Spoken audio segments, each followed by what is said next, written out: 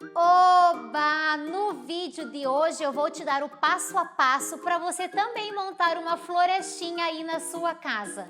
São dicas fáceis, práticas, mas que vão te ajudar a escolher melhor o lugar, as plantas e como arrumá-las de um jeito que elas fazem parte da decoração.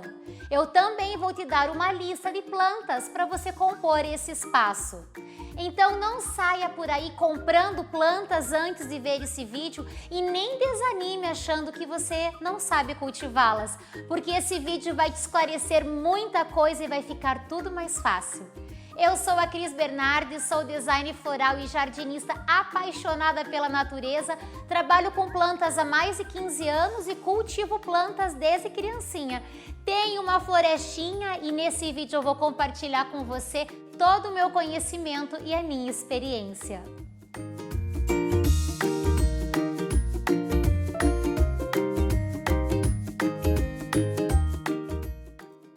O primeiro passo parece simples e óbvio, mas é o mais importante na hora da gente montar uma florestinha. É a escolha correta do local.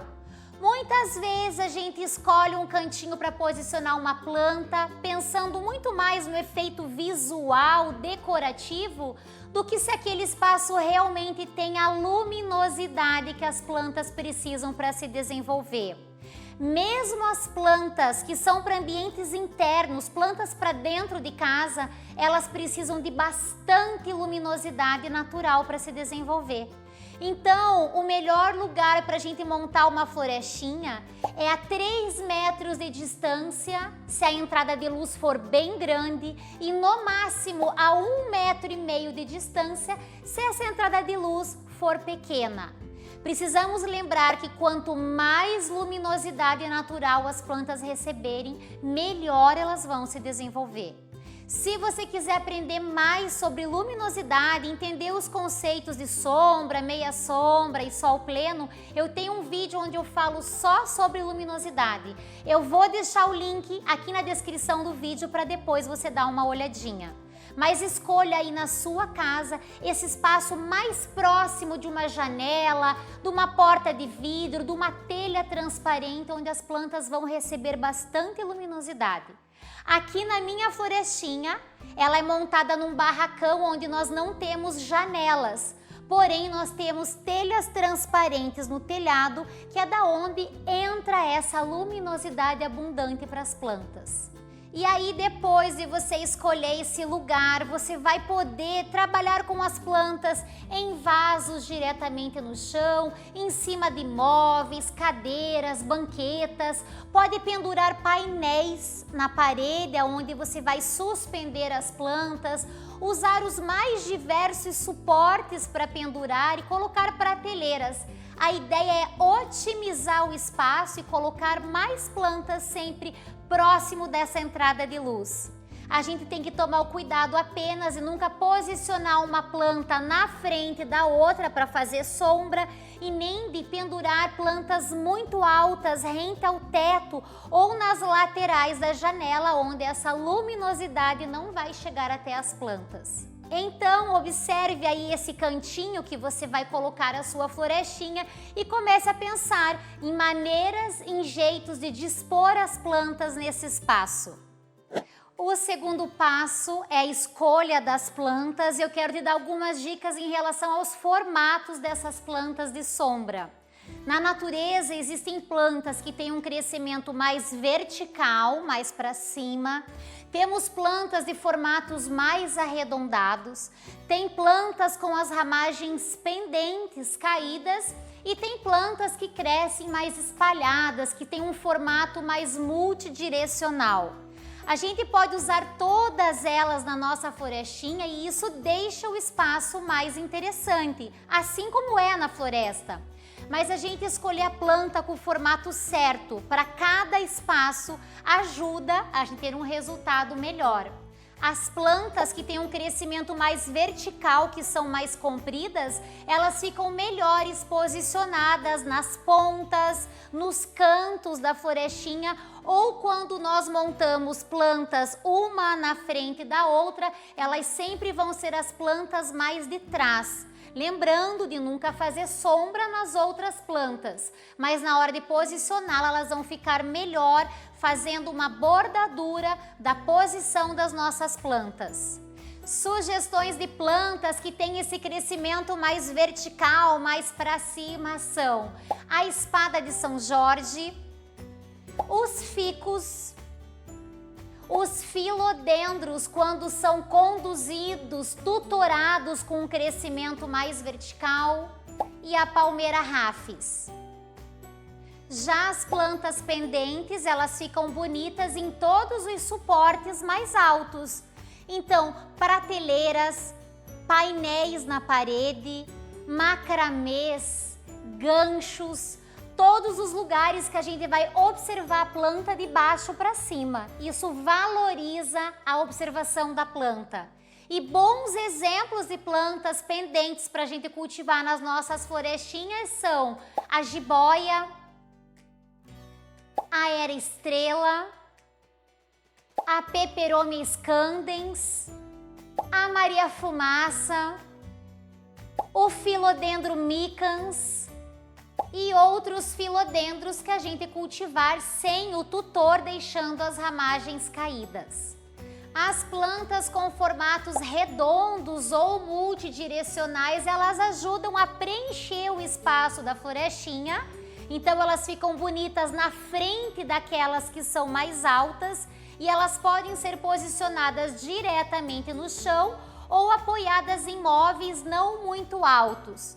Exemplos de plantas que têm esse formato, nós temos as samambaias, o guaimbê, os cingônios, as begônias e os aspargos. Então vejam como nós temos plantas de vários formatos e a gente pode criar uma florestinha bem diversificada. É isso que deixa o espaço mais bonito. O terceiro passo é mais mãos na terra, porque nós vamos falar sobre a escolha dos vasos e sobre o plantio. A dica aqui é escolher vasos de cores mais neutras ou escolher vasos da mesma cor, ou então agrupá-los conforme as cores que você escolher. Por exemplo, aqui na minha florestinha eu tenho um grupo de vasos na cor terracota, tenho um grupo de vasos na cor preta e tenho um grupo de vasos na cor azul e cinza. Então, com essa técnica, a gente faz com que as plantas chamem mais atenção, ganhem mais destaque do que os vasos. Claro que eu também cultivo plantas nos vasos plásticos e isso não tem problema nenhum. A gente pode optar em plantar diretamente dentro do vaso ou utilizar vasos como cachepôs, que aí a gente só vai esconder o pote plástico dentro de um vaso bonito e assim fazer com que ele fique mais dentro da nossa decoração. Só tem que cuidar se você optar em utilizar cachepôs para que nunca fique água parada dentro do cachepô e que isso pode apodrecer a sua planta. Também tem que tomar cuidado se você tem um cachepô de algum material que não pode molhar. E aí o ideal é colocar um pratinho ali dentro ou colocar um plástico para proteger o seu cachepô. No mercado existem muitos vasos de vários materiais, você pode escolher o que combina mais com o seu ambiente ou que está mais acessível para você. Eu gosto muito dos vasos de polipropileno, que são vasos plásticos, são resistentes, mas são muito leves. Então favorece quando a gente planta alguma espécie muito grande para que esse vaso não fique muito pesado. Eu também utilizo suportes com rodinha embaixo desses vasos maiores para que fique mais prático para eu movimentá-los quando eu preciso limpar aqui o espaço da minha florestinha. Então agora que você já sabe um pouquinho sobre a escolha dos vasos ou do cachepô, vamos ao plantio, porque eu sei que nessa hora tem muita gente que tem dúvida qual é o jeito certo de plantar. Mas antes eu quero te pedir, se você estiver gostando desse vídeo, não se esqueça, clica aqui em curtir e compartilhe esse vídeo com os amigos. Eu tenho certeza que tem muita gente que gostaria de ter várias plantas em casa, mas não sabe por onde começar. Então clique em compartilhar, seleciona o WhatsApp e envia para as pessoas que você quer ajudar com esse vídeo. E se você não é inscrito no meu canal, também não se esquece, clica aqui em se inscrever e ativa o sininho para não perder nenhum vídeo que eu trago aqui com tanto carinho para você.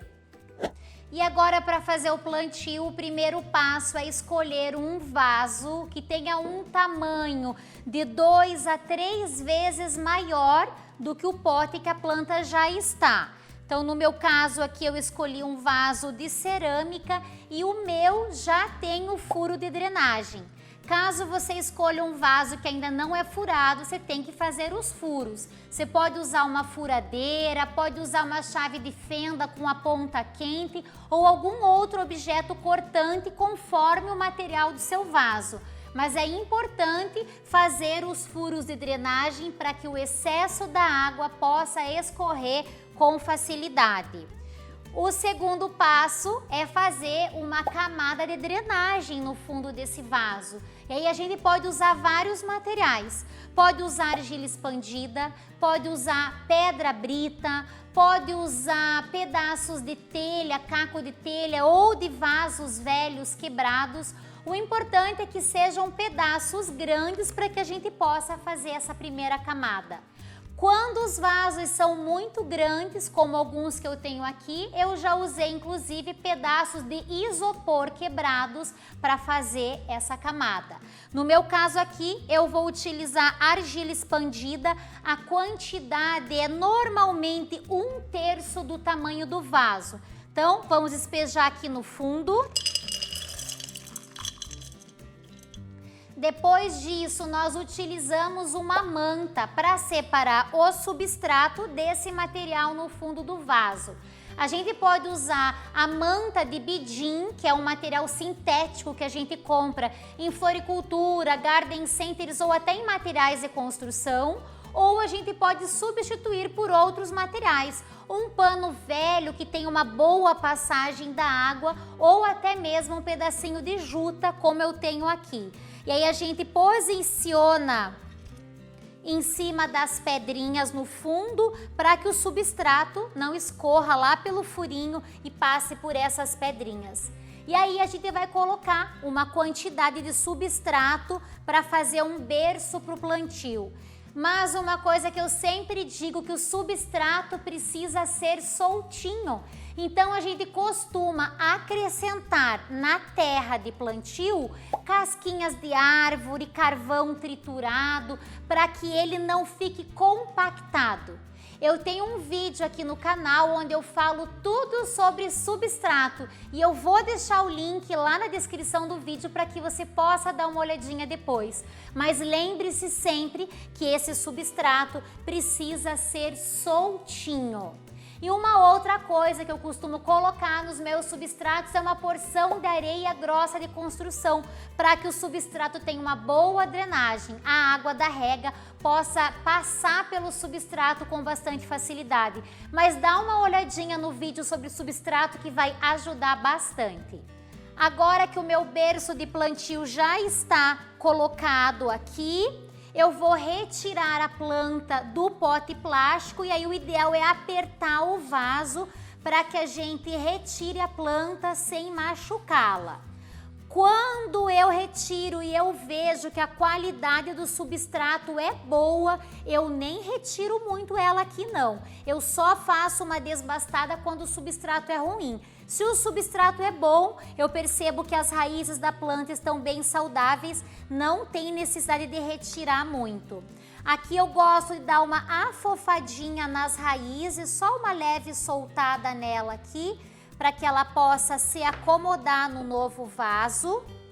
E aí é só preencher com mais substrato até cobrir todas as raízes e a planta ficar bem firme no novo vaso.